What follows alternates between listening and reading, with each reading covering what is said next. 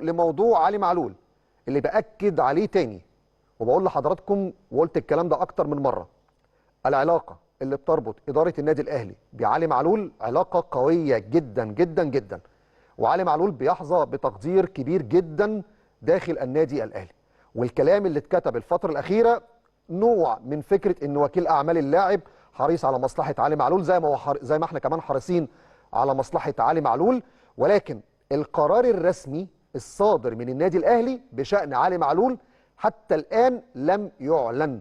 وأنا واثق جدا إن في الساعات اللي جاية إن شاء الله إدارة النادي الأهلي بتعرف إزاي تدي التقدير المناسب للاعيبتها، خاصة لما يكون لعيب على مدار 9 سنين لعب واجتهد واشتغل وحب النادي، ما صدرش منه مشكلة.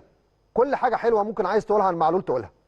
فأنا واثق وجمهور الأهلي واثق إن شاء الله بإذن الله في الساعات اللي جاية إدارة النادي الأهلي رغم كل الكلام اللي بيتكتب على السوشيال ميديا، ولكن بأكد لحضراتكم لولا النهارده كان أجازة وامبارح أجازة كنت هتلاقي علي معلول في التدريب. على فكرة كل الكلام اللي اتقال على أصل جمع متعلقاته، أصل خلاص بلغ إدارة النادي وإنه مشي، لا، الكلام ده أصلا ما حصلش.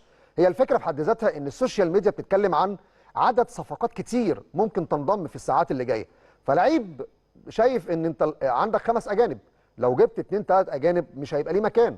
لكن مين قال على المستوى الرسمي إن خلاص قائمة الأجانب اتقفلت؟